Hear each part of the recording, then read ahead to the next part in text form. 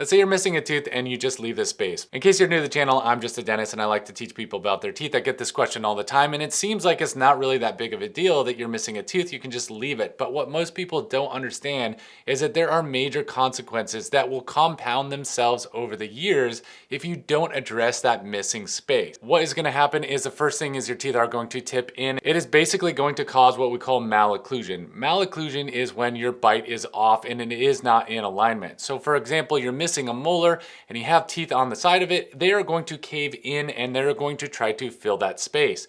That is going to create a lot of problems, not only for your bite, because your bite is going to be biting only on those teeth and not evenly on the other teeth, but you're also going to have a drifting of the top tooth coming down into that space. Now, if you leave it like that, your teeth are going to be tilted and it is going to be very, very awkward to bite. It is going to be more comfortable to bite on the other side of your mouth than it is to be on that side. You may be thinking to yourself right about now, hey doc, that's really not the end of the world. I can deal with that. It is so expensive to replace your missing tooth with a dental implant. Those can be $5, $6, $7, $10,000 in some cases. I totally get it. It is expensive, but I wish every single patient and everybody watching this video could understand why it is so important to replace that missing space. The other thing is, as your dentist, if I'm going to replace that space, let's say you want a dental implant years later and your teeth are tilted like this, it is very, very difficult to get that drill in there perfectly even and get a dental implant in there. Let's say I do get a dental implant in there, what's going to be the main problem is when I go to do the crown, I'm going to have a very small pencil-like crown that's going to be very, very skinny.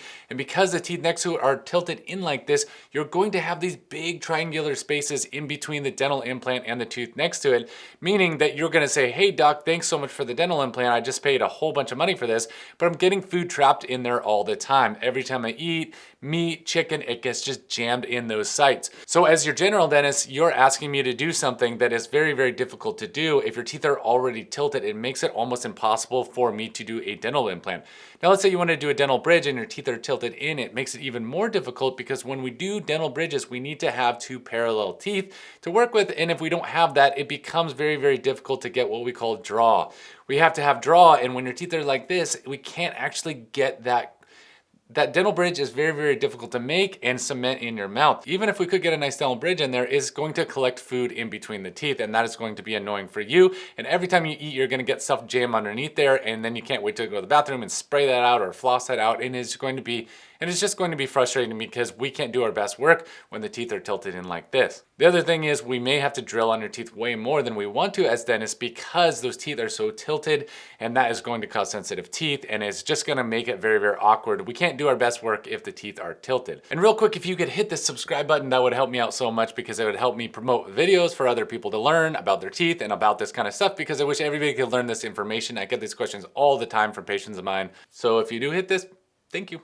Another thing most patients don't realize, and I try to stress this with people, is when we take a tooth out, the bone will resorb down to up to 33% of its original volume. What that means for you as a patient is if you want a dental implant in the future, it is going to be very expensive and you're going to have all these surgical procedures in addition to doing that dental implant in the future.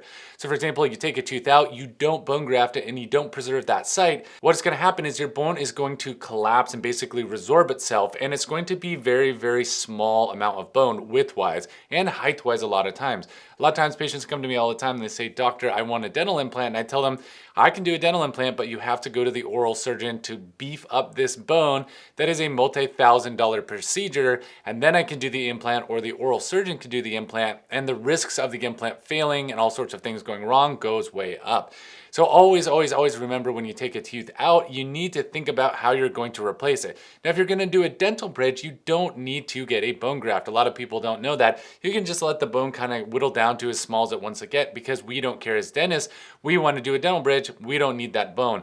Or even if you're undecided and you don't know if you want to do a dental implant in the future, you need to bone graft that site so that you can preserve that bone for later use. If you want to do a dental implant in the future, you need to preserve the bone. And a lot of people don't know that once you take a tooth out, the bone will automatically start resorbing itself almost immediately after the tooth is taken out. And the number one question I get is, what are the options to replace that missing tooth? There are a bunch of different options varying in different prices. The number one option is to do a dental implant. A dental implant is very, very nice, but it is always going to be the most expensive option. And a lot of times dental insurances don't really actually cover it that much. So it's still expensive even if you have dental implant coverage on your insurance. And the way I describe dental implant is basically it is a one-to-one comparison to your natural tooth. Now it doesn't look like your natural tooth as far as the root structure goes, but from the gums up, the coronal or crown portion of it does. So you basically have a crown on the tooth, we take out the tooth and we take out the roots, and then we put a dental implant in there, and now you have a bionic tooth. It's basically you're missing one tooth and now you are being replaced with one tooth. So it flosses, brushes, and just almost feels just like your natural tooth. It is the closest representation to your natural tooth that we have available to us. The next option is to do a dental bridge. Dental bridges are an awesome option. They're a little bit different than implants, and this because you cannot floss them up and down like you normally can with your natural teeth or with a dental implant. A bridge, you have to floss underneath there or get a water pick so you can spray underneath it to get everything out underneath the bridge. But a dental implant actually but the one thing people don't understand about the one downside to a dental bridge is that you have to drill down the adjacent teeth or the two teeth on either side of the missing space that you're trying to replace.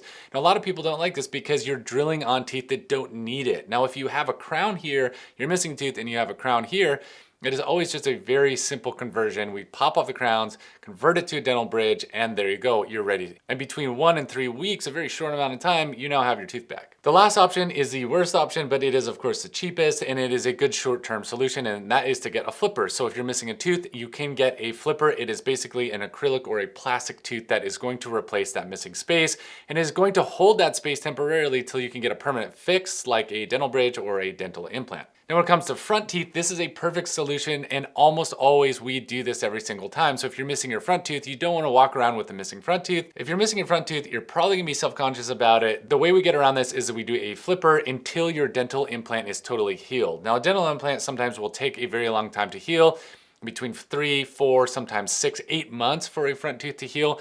And in that time, you want to have that space covered. So we do what is called a flipper. Now, a flipper is a temporary acrylic device that is going to cover that space for a short amount of time.